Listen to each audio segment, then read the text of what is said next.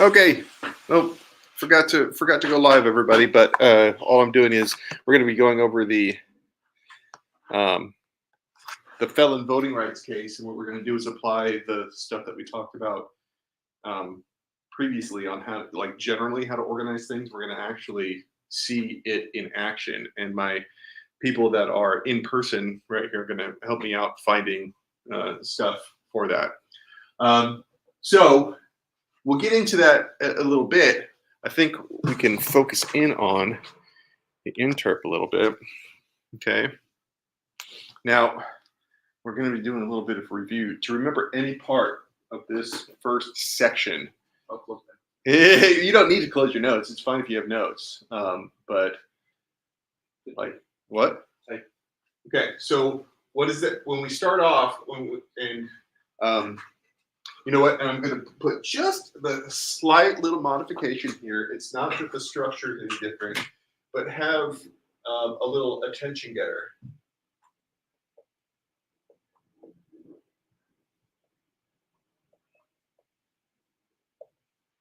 Something that the first thing that you're going to say.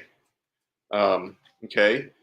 Think about something that's somewhat engaging, but also relevant to your particular topic. I'm gonna put my coffee here.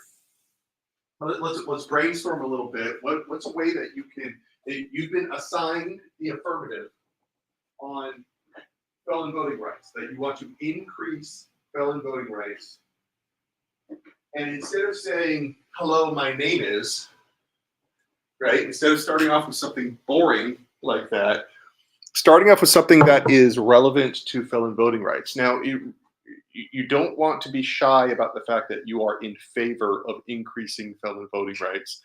And so you want to set that tone right off the bat. So oftentimes having maybe a story that is associated with those rights would be beneficial. You could find an individual who a former felon, and they all they want to do is kind of get their life back on track, and they call them out by name, and so they're, how old now after serving how long of a time, and we could do that. Or maybe you could do a little bit more of a historical approach where you say, wars have been fought and people have died over the right to vote, and that should be extended to all citizens regardless of their former incarceration status. You just talk about how, like, the principle of that. So, but starting off with something like that is really helpful for the attention getter. Not only that, but you could also use technology to help you out. Like, these are things that you can brainstorm with ChatGPT, right? This is like the perfect type of thing. So what, does anyone have a ChatGPT account? Everyone does? Yeah, we do right here. Why don't we do that? Why don't you sign in really quick and say, what would be a good attention getter if I was the affirmative and in a debate on felon voting rights? On increasing felon voting rights.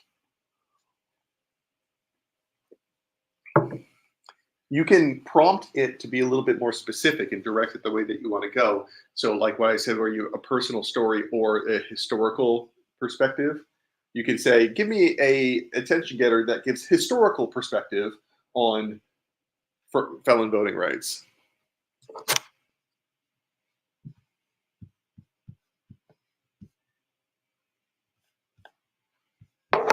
We got anything good? Came up with, imagine being told that even after serving your time, you'll forever be denied one of the most basic rights of citizenship, the right to vote. Is it just for our society to continue punishing someone long after they have paid their debt to society? Yeah, not bad, not bad. Okay, now let me be really clear about this. Anytime that your papers start off with imagine, blah, blah, blah, blah, blah, I'm like, ChatGPT. That's my first thought.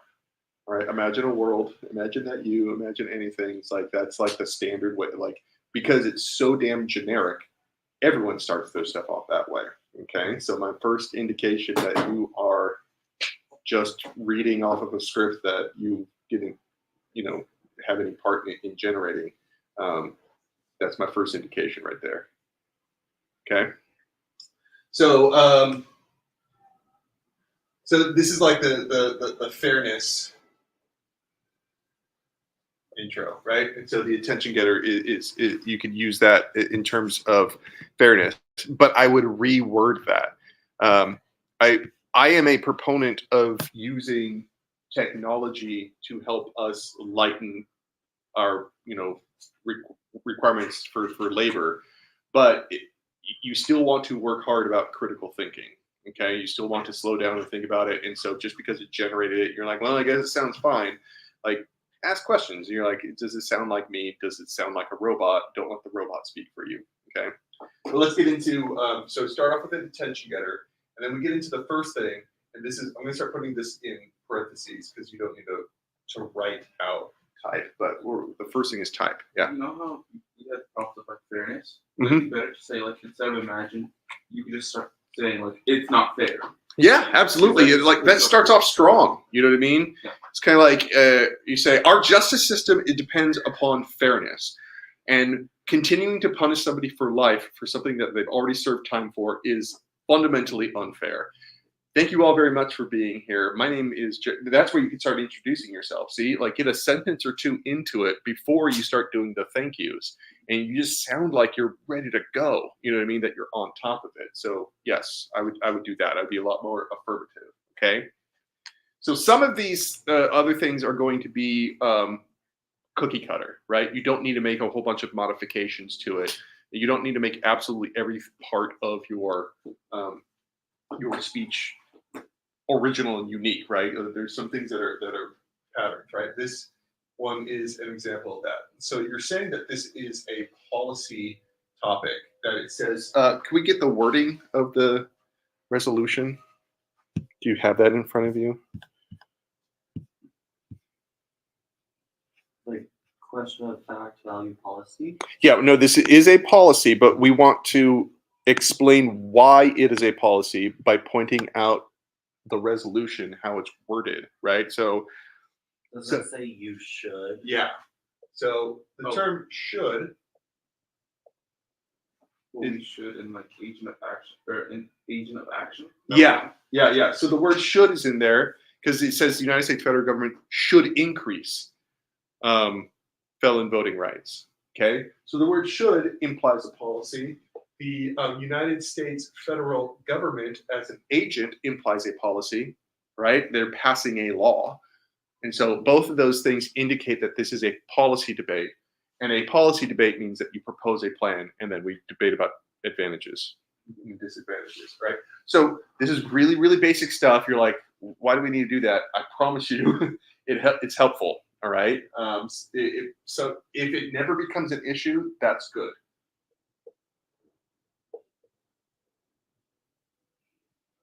Okay, so on the terms. Now, in the terms, this is where you break down the resolution into parts and kind of define them in order to explain how you are using. So let's take the first term, which is really easy. Okay, the U.S. federal government. Now, you could go and find a dictionary definition of U.S. federal government. Dictionary definitions don't help a whole hell of a lot in debate. Okay, you want to use this as an opportunity to kind of frame your debate as quickly as possible. What I mean by that, the United States federal government, you could just say is going to be Congress.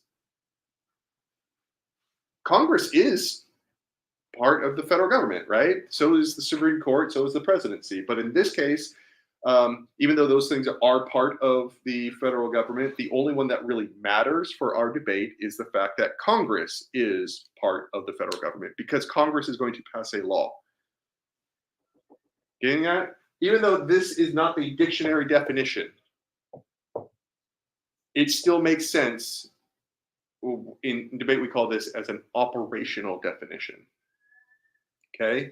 That as far as what we need in this debate, all we need to do is be right that Congress is part of the U.S. federal government. And it is. It's indisputable, right? It's one of the three branches. Okay. So you can, if you want to get down to, we're going to say that should means that Congress is going to pass a law.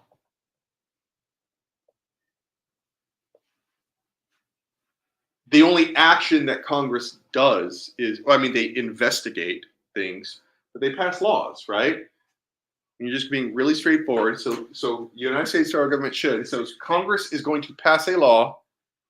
And when you say increase felon voting rights, I'm going to do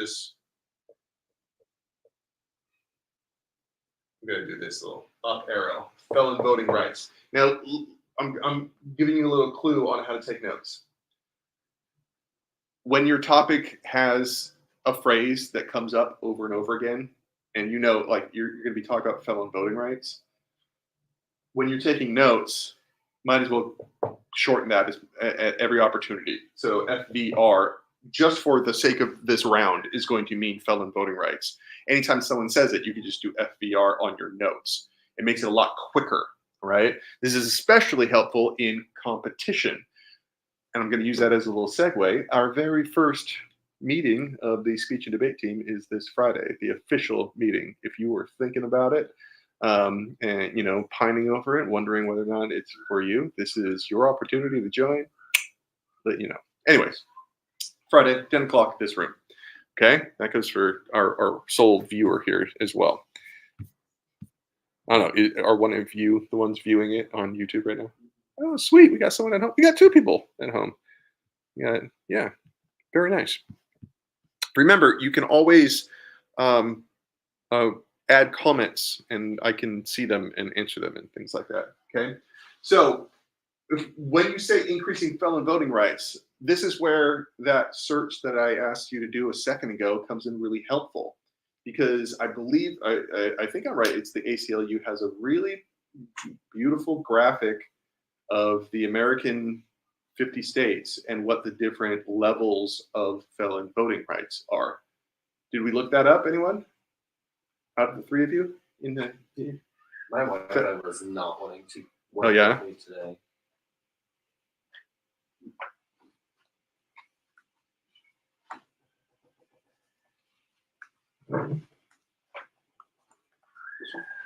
Mm-hmm. What are the four different levels down at the bottom? So, like, just so you know, anyone, you should go check out and research. You should just Google felon voting rights. Look at the ACLU results, because they have a nice map that describes what the different levels are, and we're going to go over them right now. What's the most restrictive level? People in prison cannot vote. Everyone else can vote. Most restrictive. Most restrictive. Some people felonies conviction cannot vote. Okay. That's the most convicted. All right. And then what's the next level up from that? People with felony convictions can vote upon completion of sentence. Okay. So increasing felon voting rights is going to mean that no state can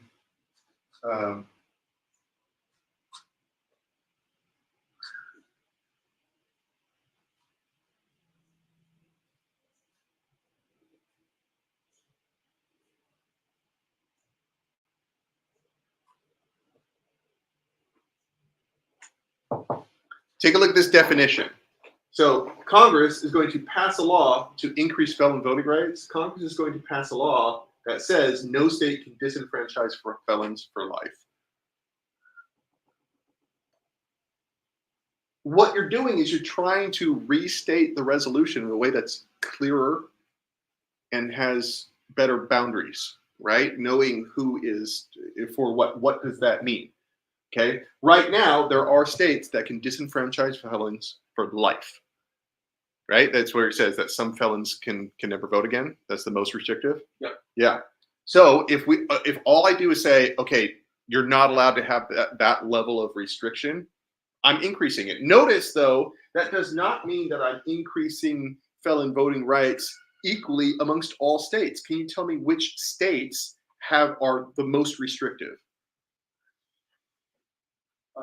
Wyoming, Arizona, Oh, Iowa, Tennessee, Mississippi, Alabama, Florida, Virginia, Connecticut.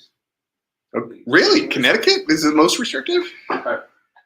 With So it would be, which color is it? It's blue is most restrictive. Yeah. but that's people in prison. But that's just people in prison. Everyone else can vote. That's not the most restrictive. The most restrictive, some people People- with felony convictions cannot vote. Oh, you're right. Well, hold on. That's Connecticut. Yeah, you're right. I didn't know Connecticut and Delaware. Interesting. You're right. So 1, 2, 3, 4, 5, 6, 7, 8, 9, 10 different ones are. Looks like 10 states. Yeah. Yeah. Okay. Cool. So this definition is not some sort of law that all states are now going to be affected by. It's this definition really only affects 10 states out of the 50. You can, if you wanted to, you could say that increasing felon voting rights means that what the least restrictive one is that people in prison can vote. Like, not only do you get the right to vote upon completion of your sentence, during your sentence you can vote. Which states are like that? Just Maine and New Hampshire? Just 2 of them? You see, okay.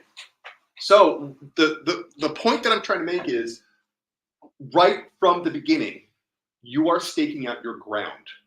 What are you going to defend, and what are you not going to defend?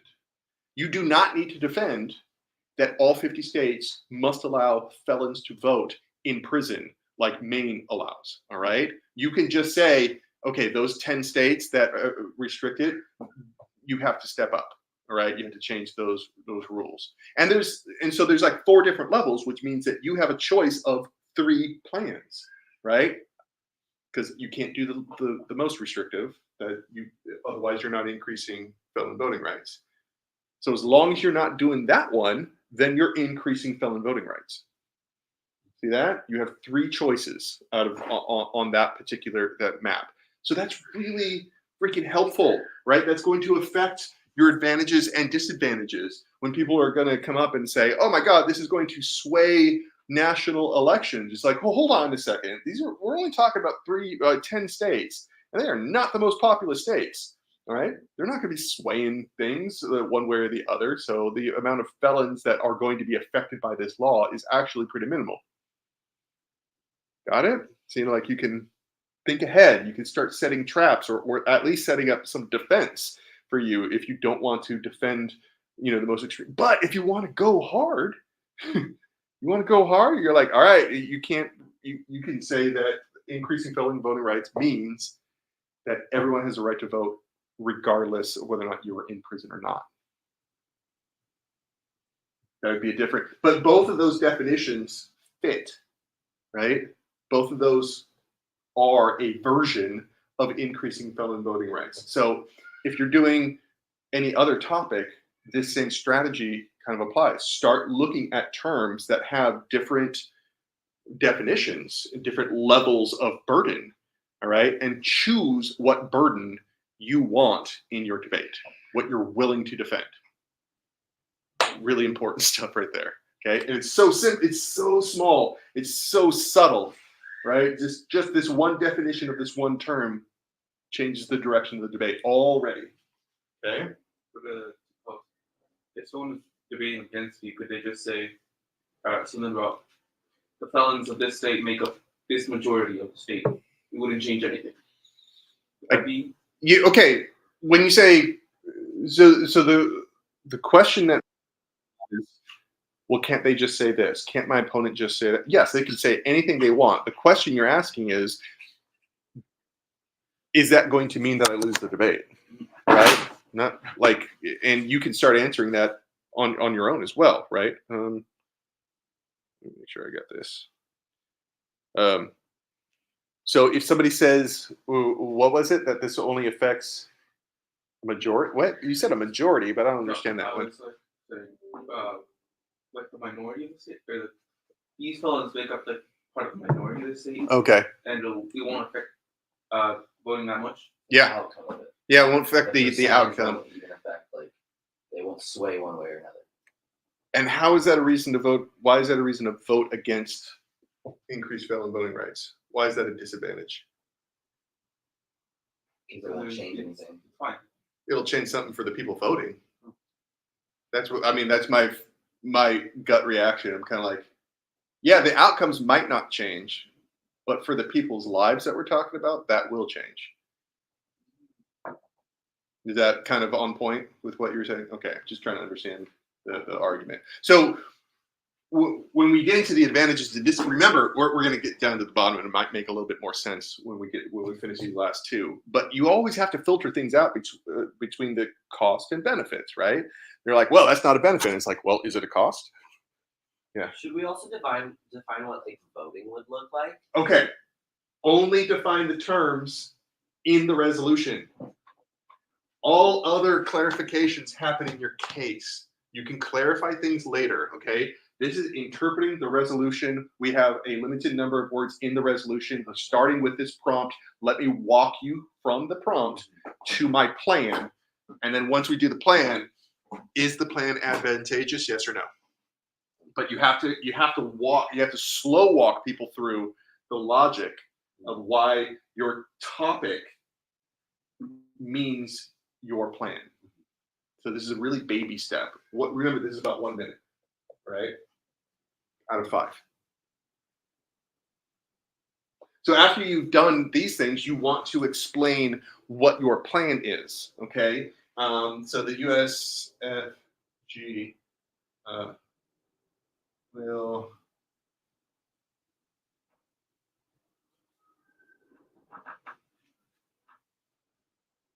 Can you read me the second least restrictive, how they phrase it in that one? People with felony convictions can vote upon completion of sentence.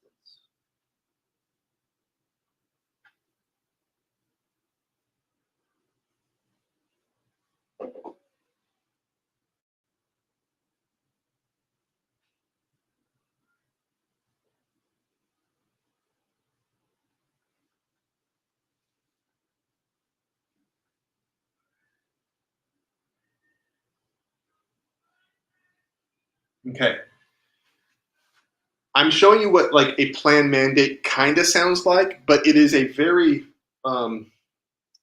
it's kind of vague, right? And so, well, I'll leave it up to you to kind of like get as far as it's kind of specific. It gets you a level of specificity that I think you can enter the debate and have. But I would even suggest going and finding a piece of legislation that was drafted up. I think Florida had some, what they call a referendum about it recently, or like you just look up recent laws and you look at the wording that they use, and you can use that wording.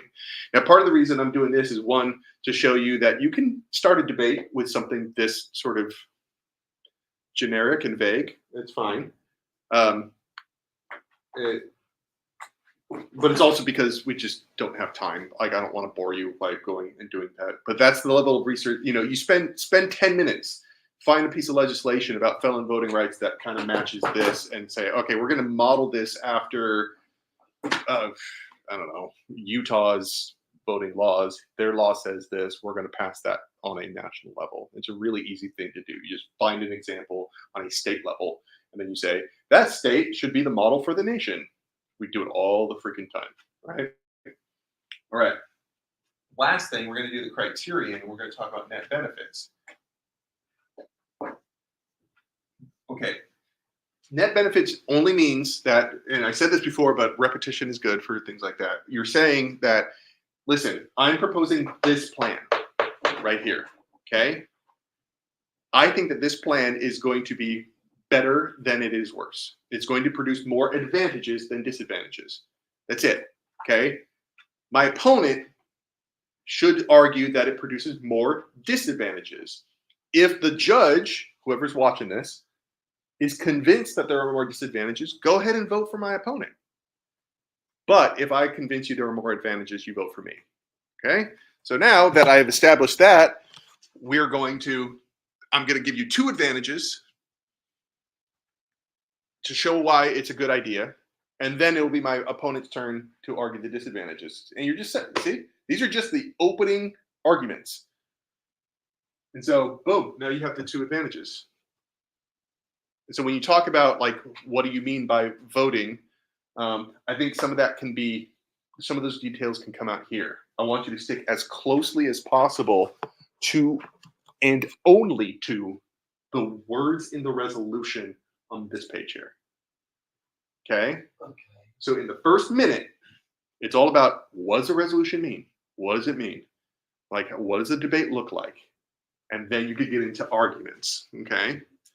So it's all interpretation of the resolution, these words right here. Don't get ahead of yourself. Don't get over your skis, as they say.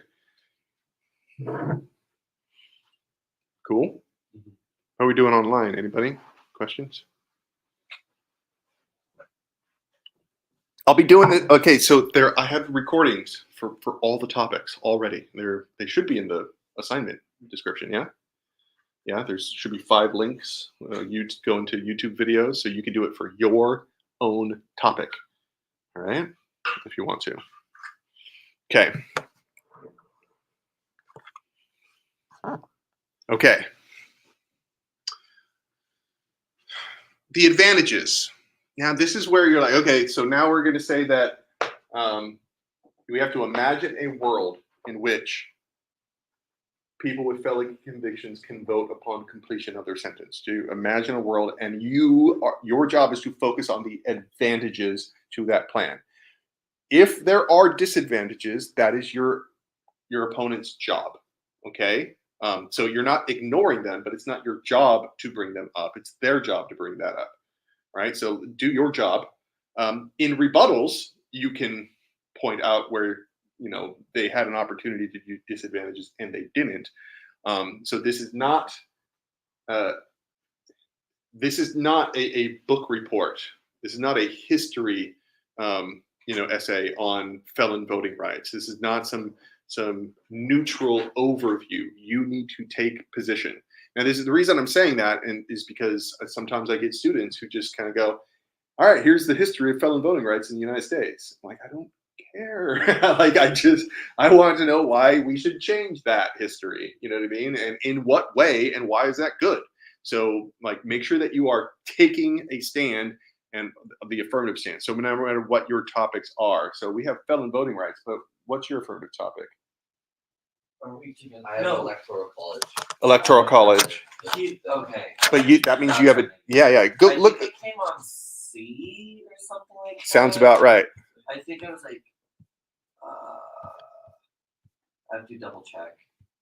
I see E. You have vote by mail. E, was it? E? Vote by mail. You and Angel. Okay. So yeah, if you go to the postings or the pairings, you just look only under the affirmative column, find your name, look at the topic. That's your topic this week. Okay.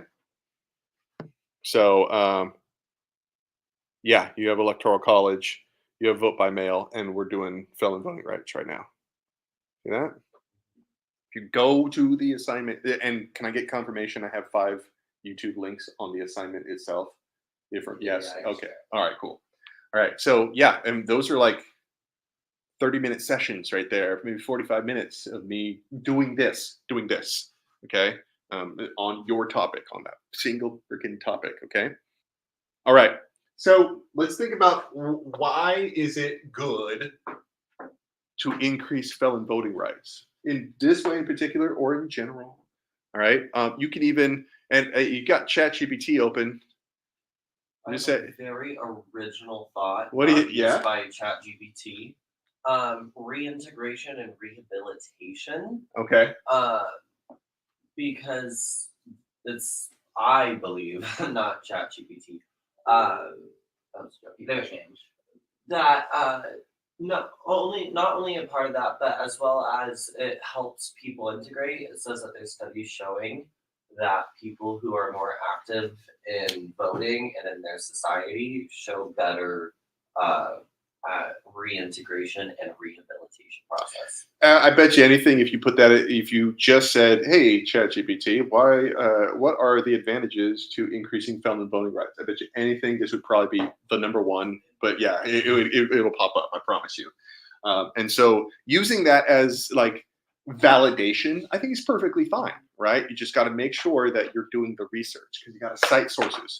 Okay, remember that this takes about a minute. The interpretation, this takes like 2 minutes. All right, each one of these sort of bullet points here is like 30 seconds. 30 seconds is not a long time. All right, you were able to do 30 seconds off the top of your head on your practice debates, right? Okay, this one you have a little bit of time to actually find a source, make sure that each of these arguments are coherent, have a claim, have a data, and have a warrant. All right.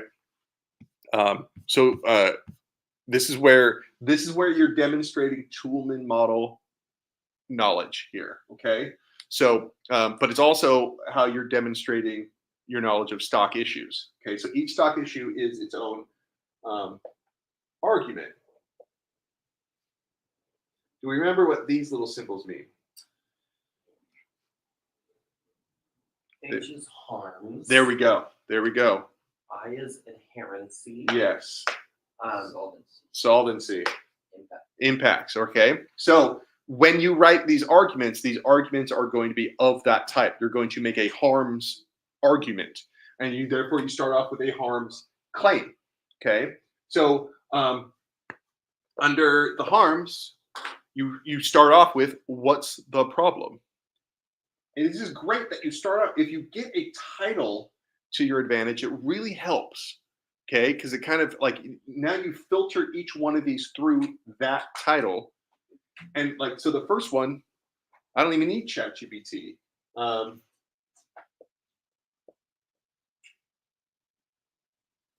Recidivism. Recidivism means that you are repeating an offense, right? That you are committing a crime again, and so. I love really, really simple phrases to kind of get you conceptually. You can sophisticate this. You can make it a little bit more elaborate and sound a little smarter if you want. But harms is almost always like X is bad. So recidivism is bad, right? And so you want to prove that recidivism is happening. This is where you can have your stats on recidivism. Okay. With a source, you can find it's easy to find that, right? It's like, what are recidivism rates? You can say, what are recidivism rates in these 10 states? You know which 10 states you're talking about, right? And so you can focus it. You can do it nationally. You could do extra work and aggregate all 10 states. You can just pick and choose 1 or 2 states from the 10 to use. All right, but you do not need to do anything about voting at this point. You only need to point out statistics that support this claim. That's the claim. Focus in on the claim. Recidivism is bad. First, you want to say, how bad is it? It's like, well, this is the likelihood that someone's going to commit a crime again in the United States or in this state or whatever. Okay.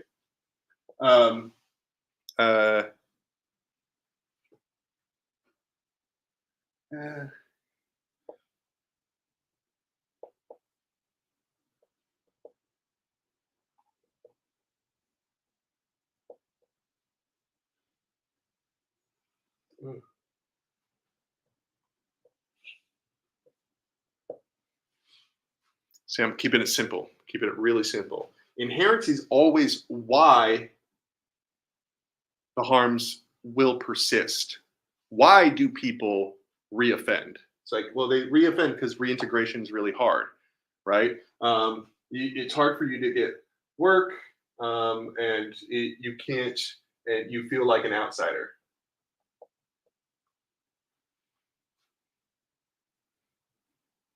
I don't know if you want to do that one, but you feel like an outsider after you've served a sentence, and you have to fill out forms that say that you are a felon, right? Yeah, right. You feel like an outsider. You feel less than human. You feel like a second-class citizen, right? So see how all of those feelings about being an outsider kind of feed into the narrative that, okay, well, voting will help that, right? And so that's where the solvency comes in, right?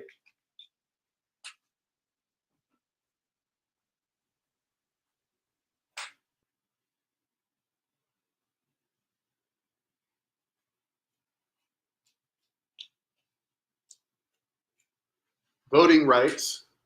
Oh, and now I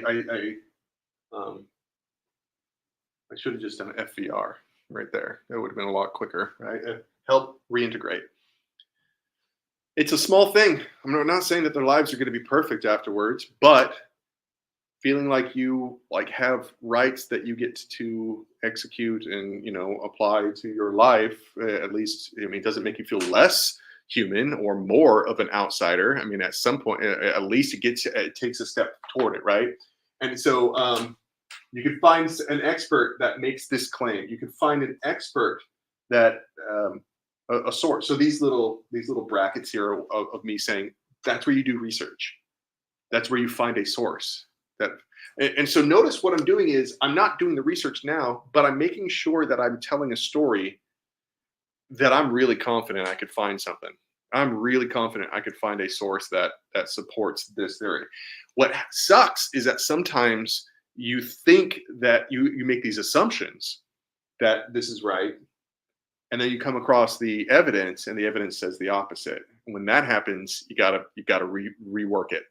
All right, you got to let the evidence direct you. But brainstorming is a very important part of knowing what you have to research. All right, you can't become an expert in an hour. All right, you have to kind of go off of your knowledge, based off of some of the help I'm giving you, the pattern of stock issues, and the Toolman model to kind of help you with it. All right, you all good?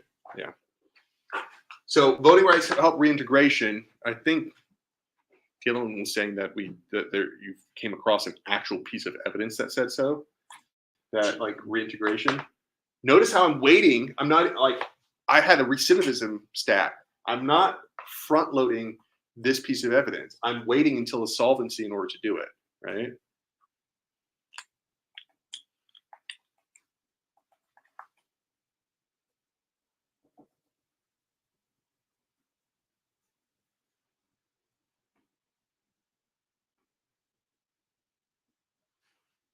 And then you do, why is reducing recidivism important? Why do we care? It's I mean, just for the sake of prison overcrowding and the resources that are poured into that, I mean, art by itself is a good one, but you could get a little bit more philosophical, a little bit more ethical about that. But anyways, Dylan, you said you came across something that said this? There was something about Congress. It says Congress tackles restoring voting rights to felons, makes remarkable progress. Okay. That's what I found. Yeah. I didn't find much on statistic wise about. No, you could still have somebody who they studied it, and it's more of their conclusions, and you could base it off of an expert's conclusions. There's always risk to that you're hitching your wagon to the wrong expert. So you want to check their credibility, make sure that you are willing to trust them on this one, but that still would count as evidence.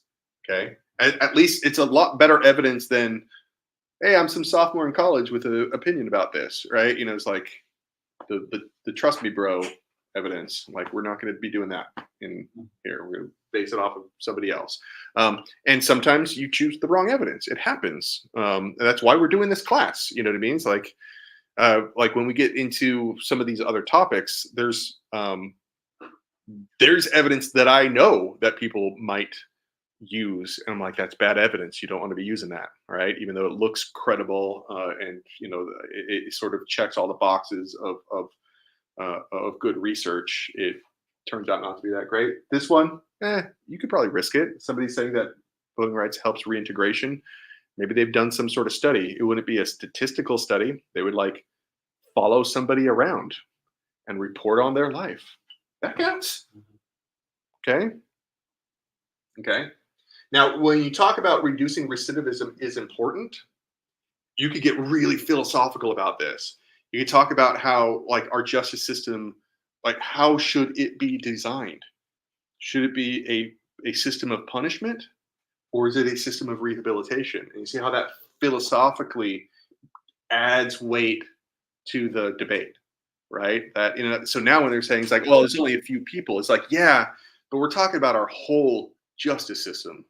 We're talking about how we view fairness in our country. That is incredibly important, even if it's only affecting a few people. See that? So that's why we call it an impact. So notice how, like, you're trying to, the metaphor is that you're trying to make this way more. And that's what this argument helps you do. It helps you make it way more. So the reintegration, might only be talking about a handful of people, but you can make that way more. And then if you have, like, think about net benefits as like a scale, right?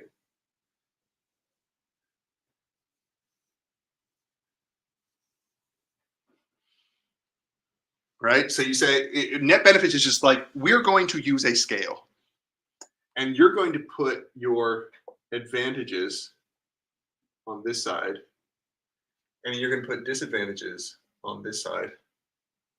And if this side weighs more, we win. And so that what you're doing is you're trying to make it so this one of your two advantages tips the scale a lot, because then it makes it hard for them to put a counter argument that weighs as much as that. See? So this one's philosophical, ethical. It talks about, like, how our justice system works. Sometimes you're just talking about numbers, just the number of people that are saved because of this or helped because of this. But it doesn't have to be a numbers game. It could be something a little bit more critical than that, okay?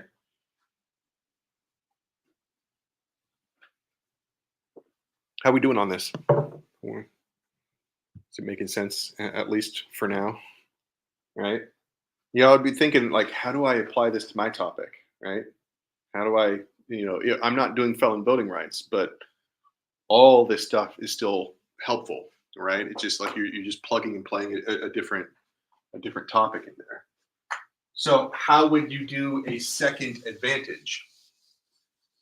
And we're just going to do one of the generic ones, all right, to show you that because we're all talking about election reform, there is some arguments that overlap, like, all of these topics. And one of them is turnout. Notice rehab and turnout are different. That should not be mind-blowing, but it is important, right? That these arguments right here, even though they follow the same pattern, have different content in them. So if we're doing, I'm not even going to do the bullet points anymore. I'm just going to do these ones.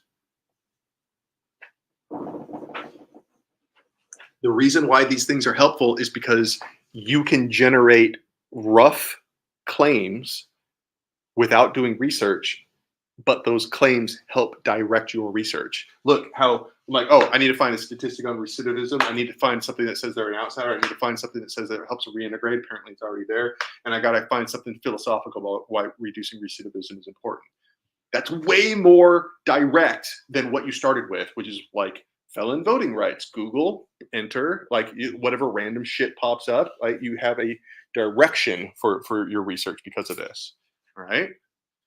Same thing with this. You sit down, brainstorm, think about what things kind of fit here, all right? If we're talking about voting turnout, use this one. What do you think a claim would sound like for the harms argument? Got to start with stuff's bad. We would have a more, if it's in regards to turnout, I would think it would be like we would have a more honest poll of what the American people think. That's here. How your turnout rate? See, because it's positive. Mm-hmm. We got to do something negative first. Got to start off with what's bad. harms. Harms is not a positive thing. You're like, this would be great. It's like, no. You got to start. You got to first establish that right now things aren't great. People's rights like are being blocked. That's a negative, right? Rights are in terms of turnout. What do you mean? Like felon voters aren't able to show up, so their rights are being blocked. Right Yeah. there. Oh.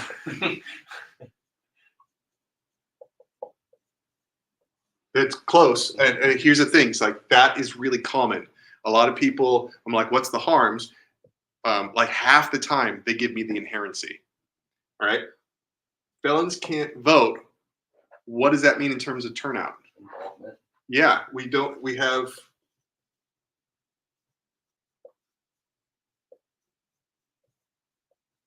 Don't miss the obvious. We have low voter turnout now. Do we? Can we find that we have low voter turnout? Yes, there's lots of ways that you can prove that. You just look at the numbers, like what is our turnout, but you can also compare it to other democracies, right? So you could just say, like, I'm pretty sure that's like 60% of people vote in presidential elections, less for all other elections, right? So at most, we get 60% of our citizens voting, okay? So it's really low voter turnout. What is one thing that contributes to low voter turnout? Felons can't vote. We have less people, right? There's rules that people can't vote. Let's remove some of those rules and increase voter turnout. All right. Will felons vote if you give them the right? Yeah.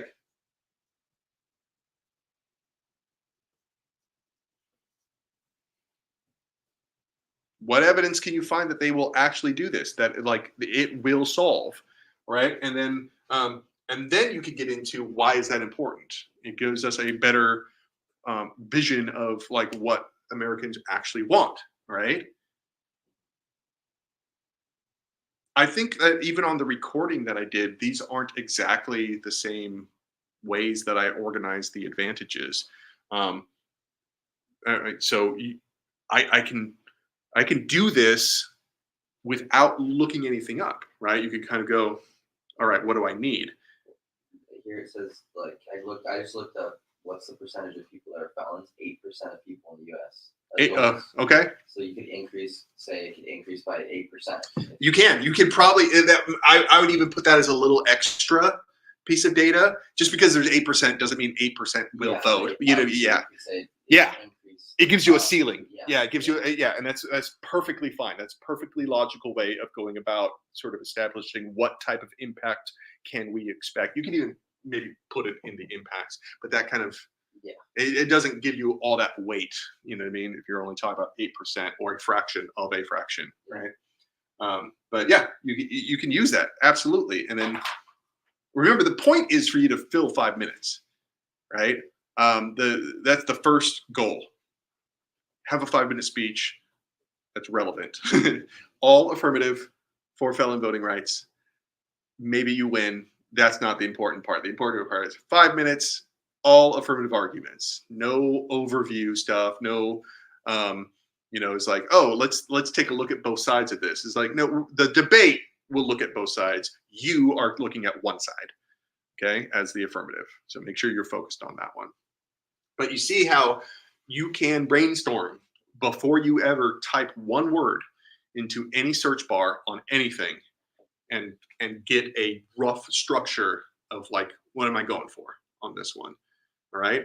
Now you can also just hop on to ChatGPT and say, okay, besides rehabilitation and turnout, what are some advantages to felon voting rights? And then you're like, oh, I like that one even better than the rehab, or I like that one better than the turnout, and you just swap them out. All right. But having a game plan before you start researching, I highly recommend. Okay. But as you're researching, it might change your game plan. So be ready for that. Okay. Be ready for the fact that, I don't know, it doesn't reduce recidivism at all. If it doesn't reduce recidivism, you have to kind of massage and modify it a little bit. Okay. If it's not as significant of a change then you have to sort of take a perspective on what is significant. It's like we might not be talking about numbers here, number of people, but how profound that change is for the few people is important, right? So that's why you have to kind of make sure that you are always being honest and reflecting on the actual data and evidence that you come across after you've done this. Cool. Okay, we'll do a couple more on Wednesday for our other topics, but check out those videos between now and then, and so maybe we can update it with because they're like a year or two old now, and it's like stuff's happening. We're in an election cycle now, like we might have new information or data or evidence, and we can update that brainstorming. All right. Okay, we're gonna quit this now. Yeah, go for it.